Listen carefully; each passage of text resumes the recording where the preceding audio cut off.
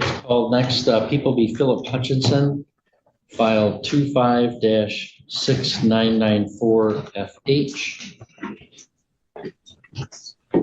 We are scheduled here for sentencing, and also we had a pending bond violation contempt matter. Counsel, you want to state your appearances, please? Mr. Goodrich, Wayne County Prosecutor. William Key on behalf of Philip Charles Hutchinson, the defendant.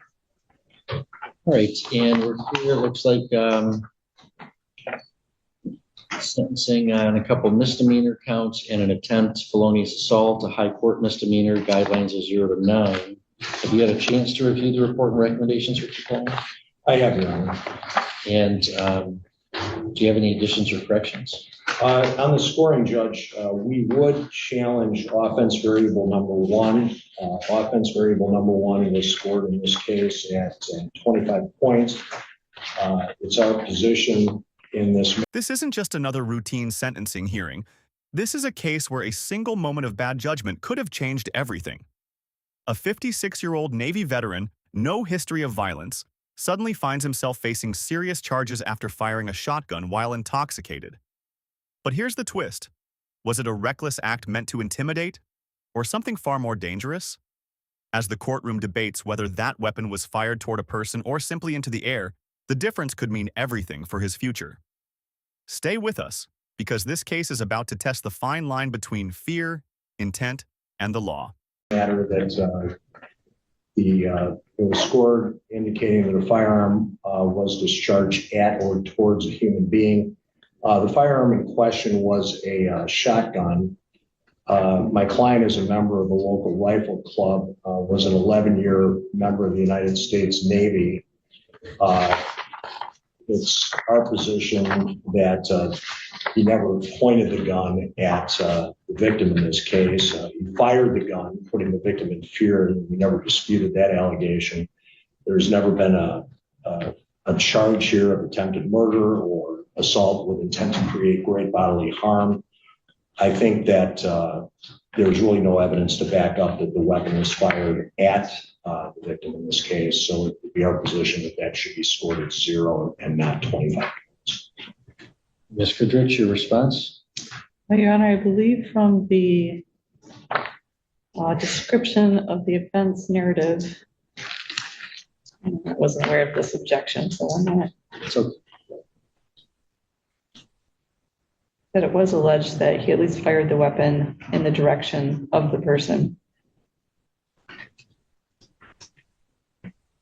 I guess it wasn't right at him because then the bullet would have hit him, but it was in the direction of the person. all right, and in this case, law enforcement is dispatched to report of an armed gunman trying to shoot at people. And then it looks like there had been some dispute between these folks, and particularly with the plea that was entered, the defendant, while he was intoxicated and therefore wrongly possessing a weapon while he was intoxicated, did fire that into the air to intimidate or scare the victims.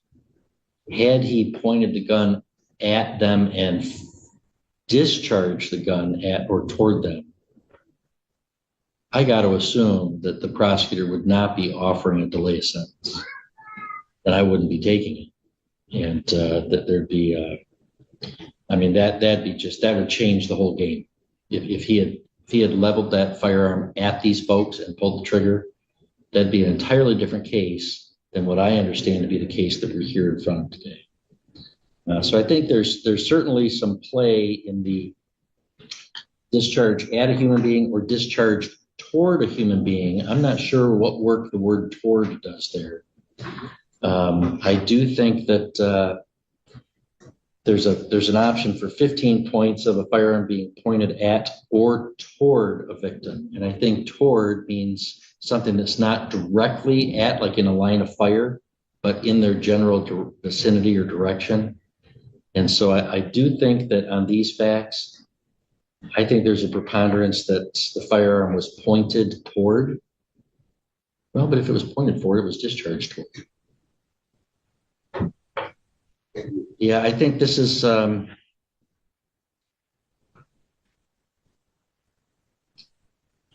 I said, I think there's some room in the guidelines where it doesn't have to be a sharp shooting kind of skill. But again, in this case, I got to think this is not a case where somebody fired a gun at the people, or we wouldn't be here on a prosecutor's delay of sentence. So I think given that pushes me over the hump to sustain that objection and score OP1 at 0 points. Any additional scoring challenges from the, that would bring it down to 5 points, which would be level 1. What range would that leave us at, Mr. Keogh? 0 to 3, I believe, Your Honor. Okay, thank you. Any other scoring challenges from the defense? No, Your Honor. Ms. Goodrich, any scoring challenges from the people? No, Your Honor. Mr. Keogh, what would you like to say on behalf of your client? Additionally, Your Honor, we just have one other modification as not scoring, Okay. just in regards to page 1 of the report. Under personal history and physical handicap, my client does indicate that he has titanium in his knee. He is disabled and he does have a knee issue, so we are positioned that he does have a physical handicap in regards to his knee. So we would ask that that be changed from no to yes.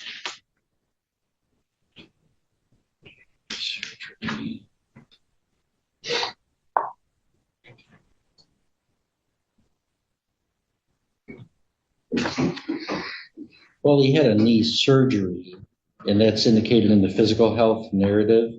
But I think under personal history for physical handicaps, I think that's intended to flag some, more profound sorts of disabilities to alert courts and the Department of Corrections for accommodations that may need to be made. So I think I'm not going to order that change to be made. And the physical health narrative does seem that it does encapsulate That's the information that you outlined. Any other modifications? No, Your Honor, that's all we have for the report. Okay, any allocution on your client's behalf? Yes, Your Honor. In regards to Mr. Hutchinson, he comes to the court. He is 56 years old. This is a man who, up until this point, had only one prior conviction that was for impaired driving back in 2019. No prior history of assaultive behavior. This is a man who served 11 years in the military in the United States Navy. And for many, many years, he was fully employed, some years as a lineman. And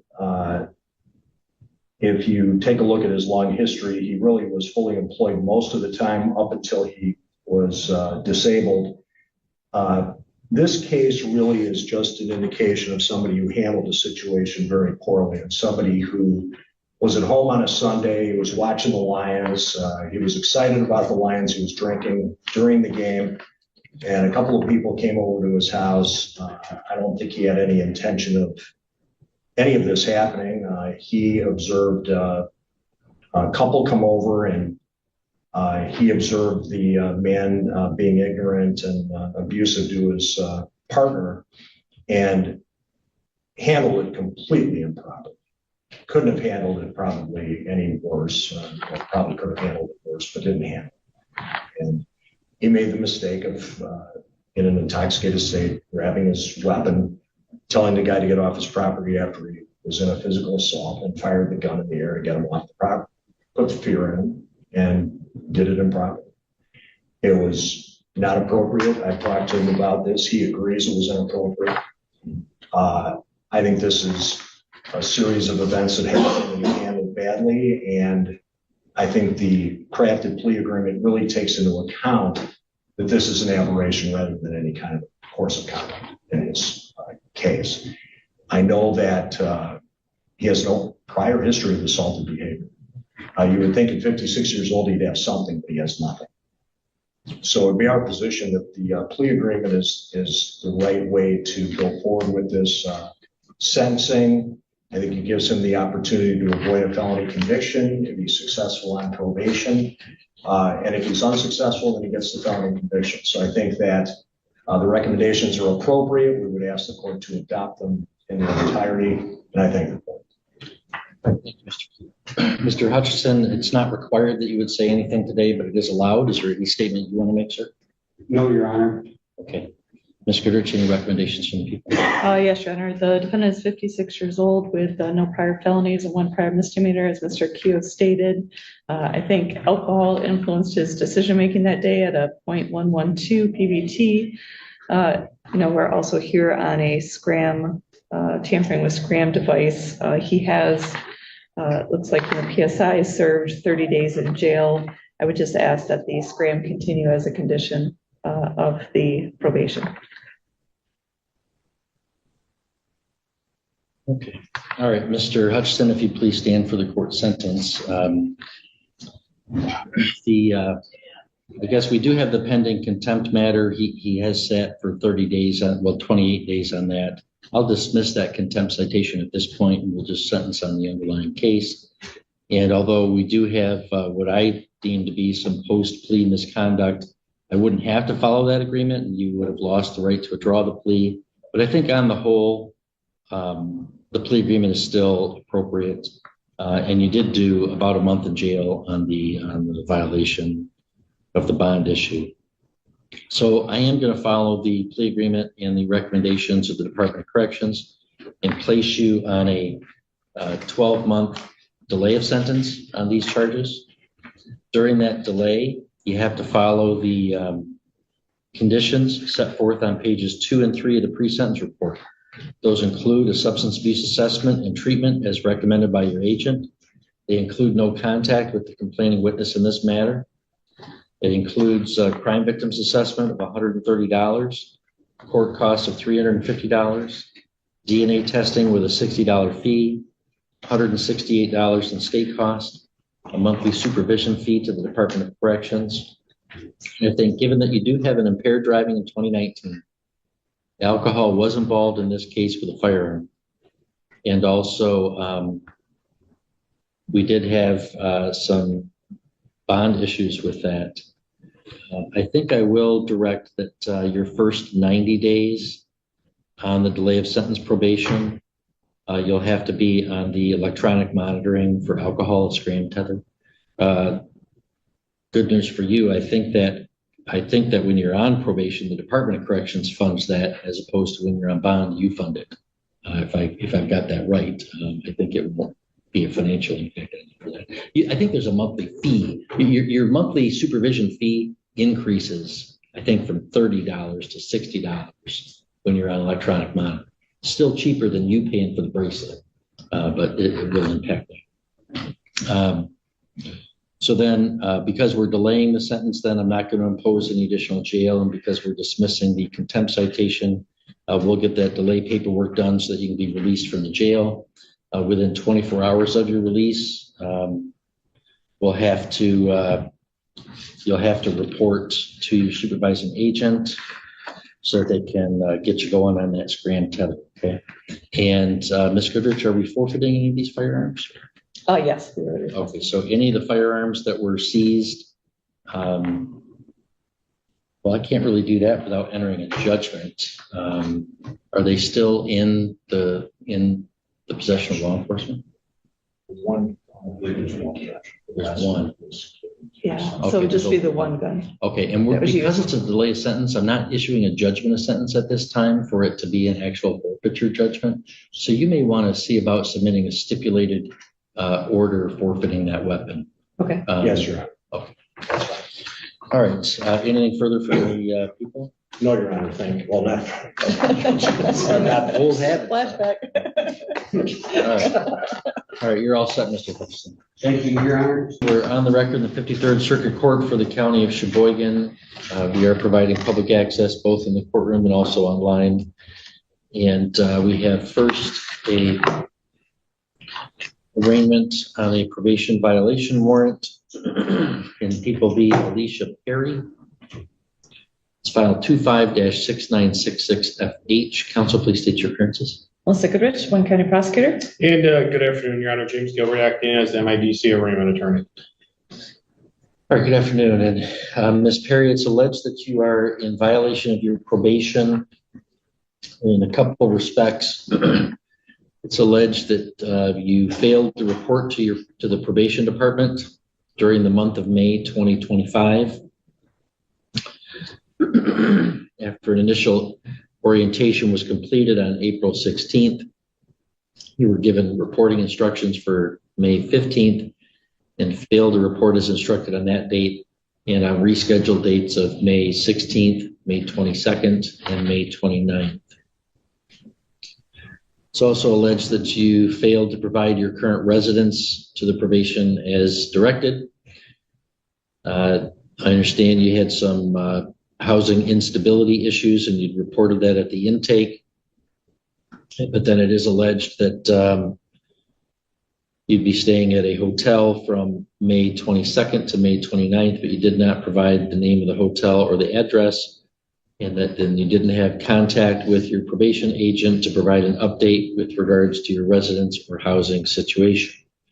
So your agent issued a request for me to issue a warrant, which we did. You have the right to have a hearing on those allegations where they would need to be proven by a preponderance of the evidence. You have the right to the assistance of an attorney at any such hearing. If you are found to be in violation, these are both technical violations, one for failing to report and one for failing to provide address information. Those would be separate technical violations. They'd be the first and second. So the maximum penalty that you could face would be 30 days in jail. Do you understand the rights that you owe? And at the hearing, you'd have the right to present evidence in your own defense and to question any of the evidence presented against you. And Ms. Perry, do you understand the rights that you have and the maximum penalty that you could face for these violations? I think so. Okay. Mr. Gilbert, do you know how Ms. Perry wishes to proceed? Your Honor, at this time, we'll ask for a hearing. All right, so we'll enter a not guilty plea and we'll schedule this for a probation violation hearing. Do you know then how Ms. Perry came to be in custody? I believe she was picked up on the warrant. Okay, where were you picked up from, Ms. Perry? St. Ignace. St. Ignace. Did you have some police contact up there and they saw the warrant? Or? Yeah. I have. Do you have any charges No. up there? No. Okay. So the only thing that you were lodged on was this warrant? Yes. Okay. What city are you living in right now? Well, we've been in St. Ignace every day. It's somewhere new. So that's why I haven't been able to, keep up with the addresses. I'm trying to get into a homeless shelter, but they're all full. Okay, Ms. Goodrich, as to pretrial release. Your Honor, she has been gone, it looks like for a couple months now. I think that she's, which makes it look like she's a flight risk. I don't think that it's a public safety issue. I guess I would ask for a GPS tether if she is released from jail, otherwise no bond until the hearing date. Mr. Gilbert? We were going to ask that a PR bond be set in this matter until the hearing date.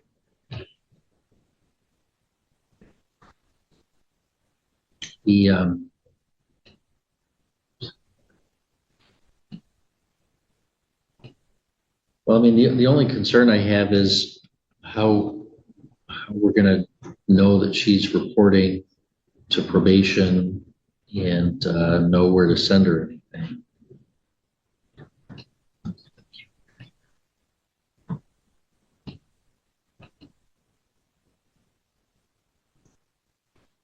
Ms. Perry, do you have a phone? Yes. It has minutes? Yes. And I don't want you to say anything that jeopardizes your right to a hearing in this case. And I want to let you know, even if you listen, nobody wants you to go to jail just because you're homeless, right? This is not, you didn't get arrested just because you're homeless. Okay. That's not what happened. That's not what we want to have happen. Okay. What happened is you got arrested because you weren't communicating with your probation officer. Okay. When you're on probation, we need to know where you're at. All right. We need to be talking to you. All right. You need to be talking to us. Okay. So you have to be at minimum. If you're at a different place every day, you're calling your probation office every day, All right. telling them where you're at. Okay. You understand me? Yes. because I do not want Ms. Perry to be in jail just because of residence issues. I'm going to give her a chance to retool this situation. I also want to see that you are reporting to your agent. Okay. So what I'm going to do is issue a $5,000 personal recognizance bond so you can be released on your own recognizance. Okay. Just standard conditions. Well, the condition is you have to comply with probationary orders, okay, because you're on probation. I'm going to schedule it for a probation violation hearing on July 22nd at 2:30 in the afternoon. Okay. And in the meantime, I want to see by July 22nd if we have solved these problems. Right. I promise you, your probation agent did not want to ask for a warrant. They just wanted to know, how are we going to find where Ms. Perry is? She's not reporting, we don't know where she is. If by July 22nd, this is all going really well, part of being on probation is we're going to try to connect you to some resources and see if we can assist with the housing issues as well. Okay? So, but I want to tell you, if you're not reporting to your probation officer, they're probably going to send another warrant my way, and I'd sign it. And if you get picked up on that, do you think I'll give you another bond? No. I wouldn't. Right. Okay. All right. So that's what we'll do. July 22nd at 2:30 in the afternoon. And Mr. Gilbert, do you want this referred to MIDC? I know you were her attorney. Actually, I believe she qualifies, and yes, it should be referred, and I will be assigned Okay, to it. I'm sorry. I assumed that's why I picked the 2:30 times. All right. We'll see you then, Ms. Perry. 231, 445. 893. Mr. Gilbert, if you'd provide that number to the agent, if she has your permission to do that. I can. Yeah. And Emmett County Jail is calling in Mr. Schneider. Do you want to talk with him I've first? already met with him, Your Honor. Oh, okay, great. I'll bring him in so we can. In the end, the court walks a careful line between accountability and second chances. The judge accepts the plea agreement, reduces the severity of the scoring, and grants a delayed sentence, meaning the defendant avoids a felony for now, but only if he follows strict probation conditions. That includes substance abuse treatment, no contact with victims, financial penalties, and even electronic alcohol monitoring. It's a clear message. One mistake doesn't have to define your life, but only if you prove it truly was a mistake. Then, in a striking contrast, we see a second case unfold, this time involving probation violations tied to homelessness and lack of communication. And here, the court emphasizes something powerful. The justice system isn't meant to punish poverty, but it does demand accountability. So now we turn it over to you. Do you think the judge got it right in both cases? Should intent matter more than action, or should the consequences speak for themselves? If you found this case as shocking and thought-provoking as we did, make sure to hit that like button, share your thoughts in the comments, and don't forget to subscribe for more jaw-dropping courtroom breakdowns.